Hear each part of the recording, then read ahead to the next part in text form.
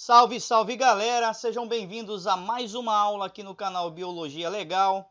Estamos aqui com mais uma aula e o tema dessa aula de hoje é sobre os poríferos e os quinidários. Então aqui nós vamos dar início ao estudo do reino animal, aos filos do reino animal. Então vamos falar do filo porífera, onde estão os poríferos, e o filo quinidário ou selenterados, onde vão estar aí as águas-vivas e as hidras.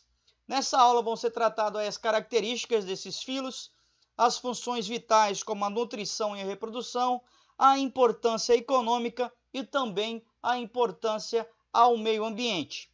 Antes de começar a falar sobre essa aula, eu gostaria de pedir para você que ainda não se inscreveu no nosso canal, que se inscreva, que deixe o seu joinha, deixe o seu like e também compartilhe aí com seus amigos nas redes sociais. Então vamos lá, vamos falar sobre os poríferos. Os poríferos ou espongiários, vão ser todos animais aquáticos e animais estes extremamente simples. Por que esses animais, por que os poríferos, as esponjas são simples? Porque eles não vão apresentar tecidos verdadeiros. Consequentemente, também não vão possuir órgãos e nem sistemas, pois nós sabemos que para que exista órgãos e depois sistemas, tem que existir os tecidos que vão formar esses órgãos. Então, quais seriam as características gerais aí dos poríferos? A principal característica aí dos poríferos é que eles possuem o corpo formado por poros, revestido por poros, e a sua grande maioria vão ser de vida marinha, vão viver nos mares e oceanos. Aqui nós temos as imagens, de várias esponjas, de vários poríferos. E eles vão ter esse nome, poríferos, justamente por apresentar poros em seu corpo. O termo poris é poro e feros significa portador. Então são os animais, são os seres aí portadores de poros. Quais são as características aí desses animais? Vão ser todos animais sésseis. O que significa que um animal é séssil, pessoal? Significa dizer que esse animal vive fixo ao substrato, não se locomove, tá? Então essa é uma das principais características das esponjas. Todas elas na vida adulta vão ser sésseis. Eu vou encontrar espécies de esponjas, vivendo tanto isolados quanto formando colônias, tá? Então lembre, as esponjas, os poríferos podem viver isolados ou formar colônias. Uma outra característica essencial, principal desse grupo, desse filo porífera, é que os poríferos vão ser seres filtradores. O que significa dizer que eles são filtradores? Significa dizer que esses animais filtram a água para retirar os seus nutrientes, para retirar o seu alimento. E essa filtração é feita através de células especiais que se localizam aí dentro do átrio, da espongiocela, que é um buraco, uma cavidade que existe, ou várias cavidades, que vão existir dentro da esponja. Essas células especiais são chamadas de coanócitos, tá? Os coanócitos têm justamente a função, a finalidade de coar, de absorver, de capturar os nutrientes, os alimentos aí que vão estar nadando na água. Tá? Então aqui eu tenho a estrutura geral de um porífero, onde esse porífero vai ter aí os coanócitos. Esses coanócitos vão estar aqui dentro do átrio ou espongiocela, tá? Aqui a estrutura desse coanócito, ele tem uma espécie de um chicote, um flagelo aqui que vai estar capturando os nutrientes e vai estar fazendo a digestão intracelular. Eu vou ter os poros, que são formados por células especiais chamadas de porócitos, e eu vou encontrar também as espículas.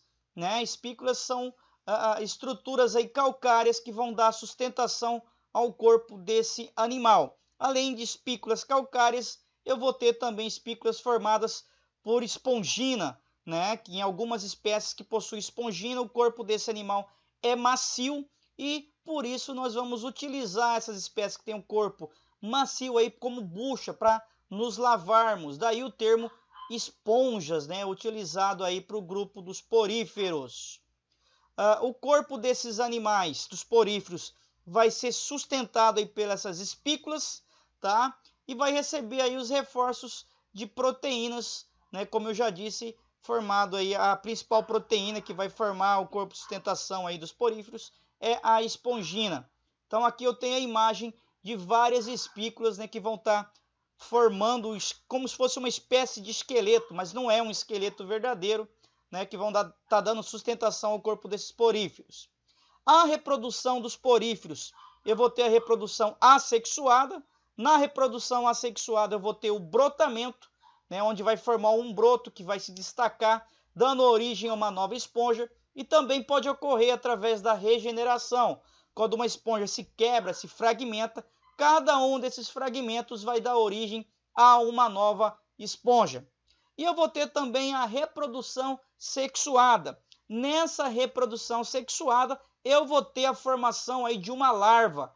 Essa larva, que é a fase juvenil, sim, vai ser livre, vai ter vida natante, ela vai nadar e vai sair de perto aí dos seus reprodutores, dos seus paternais, seus pais, suas mães. Então eles têm vida livre, né, são natantes e vão se deslocar aí para longe dos seus pais. Essa larva é toda ciliada, tá? Então eu vou ter aqui um porífero masculino que vai produzir o gameta masculino, que vai adentrar dentro de uma esponja feminina onde existe um óvulo. Esse óvulo vai ser fecundado. Quando ocorrer a fecundação, forma-se essa larva que vai ser lançada no ambiente. Essa larva vai ser natante, né? Ela vai nadar usando esses cílios. Essa larva vai se deslocar longe aí dos seus pais, das suas mães, e vai se fixar ao substrato e vai dar origem a uma nova esponja, né? Que vai crescer e passar a se reproduzir sexuadamente ou assexuadamente novamente. Então, na reprodução sexuada, eu vou ter a larva, né, que é de vida livre, que possibilita aí que esse animal explore o ambiente marinho. Porém, depois que ela se fixa, se torna adulta, essa esponja vai ser séssil, vai ser fixa ao substrato. Vamos falar dos poríferos em relação ao meio ambiente. Os poríferos vão fazer parte da cadeia alimentar marítima, vão produzir substâncias tóxicas ou até mesmo antimicrobianas, substâncias essas que podem ser usadas aí pela medicina, né, e também para defesa aí contra os predadores. Esses poríferos podem estabelecer relações ecológicas aí com outros indivíduos, relações como comensalismo, né, onde ocorre aí o abrigo para outras espécies. Agora vamos falar do filo Cnidaria, ou do filo dos selenterados. Os cnidários ou selenterados também vão ser animais aquáticos, porém esses animais aquáticos possuem uma característica que dá o nome a esse grupo, a esse filo. Qual que é essa característica? Eles possuem células urticantes, chamadas de cnidócitos. Daí o termo cnidários, tá? Além disso, o corpo dos cnidários tem aspecto gelatinoso, ele é bem molinho, como se fosse uma esponja, né? E vão ser aí de vidas marinhas. Aqui eu tenho uma esponja não, como se fosse uma gelatina, né? Aqui eu tenho uma água-viva, né? E aqui uma anêmona do mar, todos fazendo parte aí dos cnidários. Continuando as características dos cnidários, eles também podem viver isoladamente ou formar colônias. O que é colônia? Quando eu tenho vários indivíduos, né, grudados, unidos, vivendo juntos, isolados como esse aqui que está nadando aí, separado, sozinho. Eles possuem duas formas básicas. Eu vou possuir a medusa. Geralmente a medusa possui vida livre e natante, que é este caso aqui da água-viva. Eu tenho aí a forma pólipo.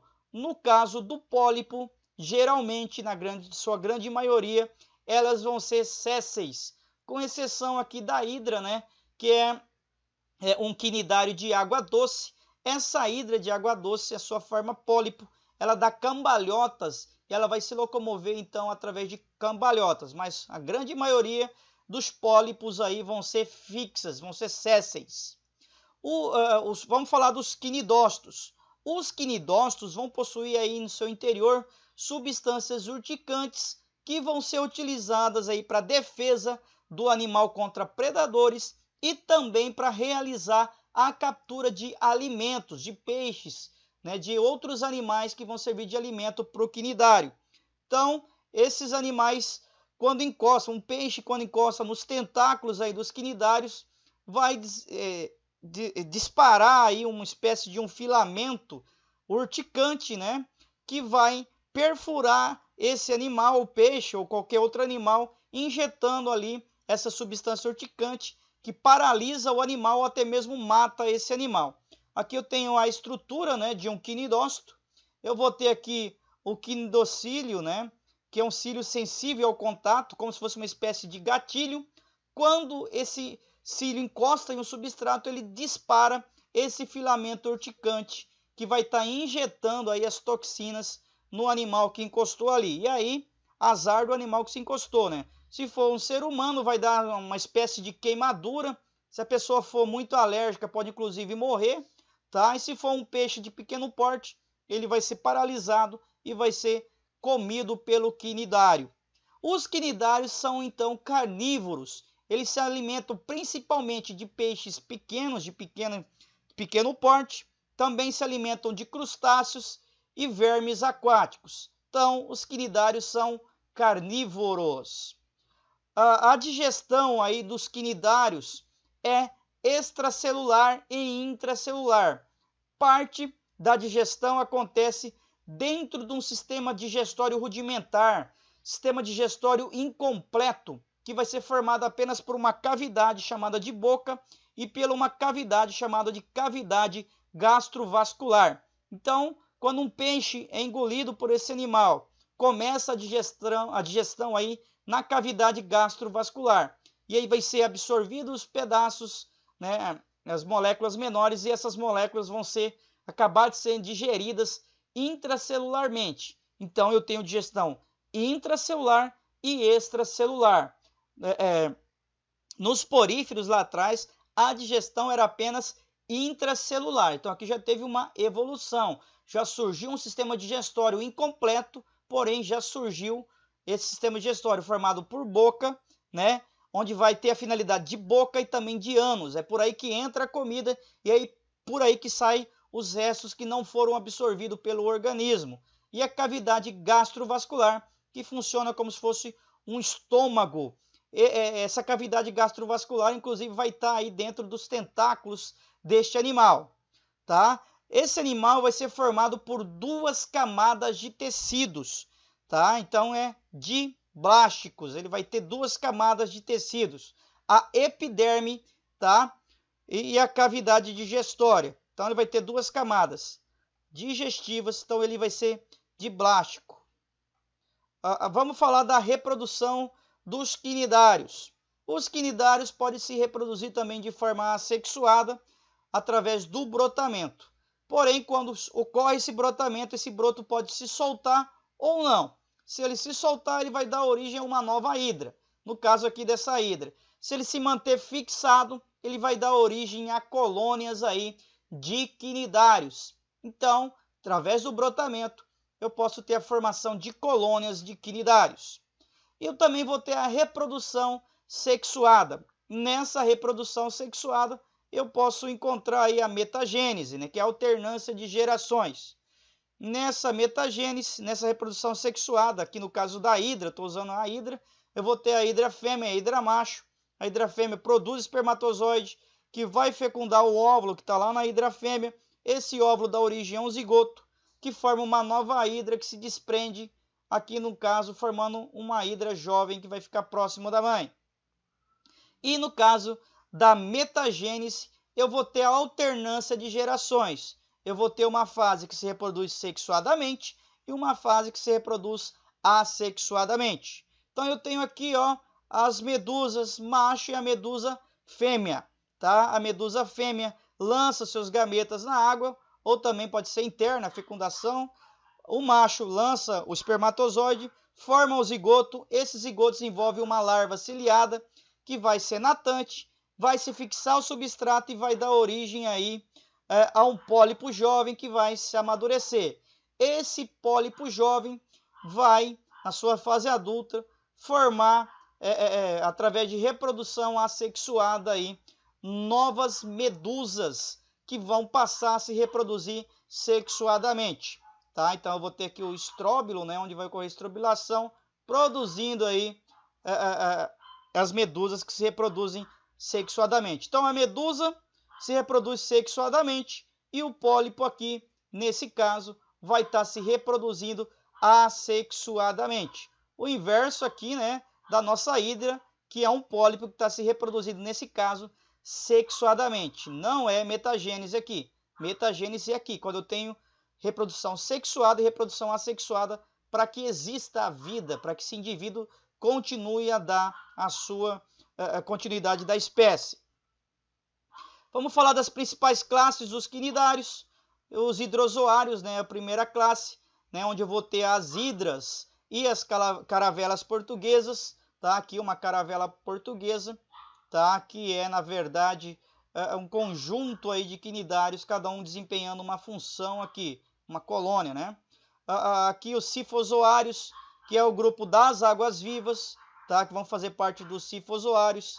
Os antozoários, que é o caso dos corais e da anêmona do mar, tá? Que vão estar dentro da classe aí dos antozoários, tá? Vamos falar aí um pouquinho da relação dos quinidários com o meio ambiente. Os quinidários vão formar os recifes de corais, que servem de atrativo turístico aí nas regiões costeiras, e vão exercer uma relação de protocooperação com alguns animais.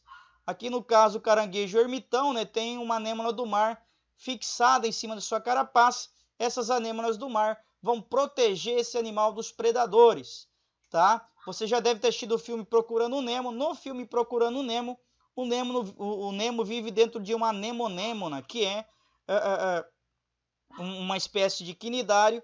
Esses peixes palhaços são, né, imunes às toxinas daquele quinidário, e eles vão viver ali dentro como uma moradia, onde aqueles tentáculos vão proteger eles dos eventuais predadores. Então, relação aí de protocooperação. Então, essa foi a nossa aula aí sobre quinidários, sobre poríferos. Espero que vocês tenham gostado. Não esqueça de se inscrever, de deixar seu like, de compartilhar com seus amigos nas redes sociais. Um forte abraço e até a nossa próxima videoaula.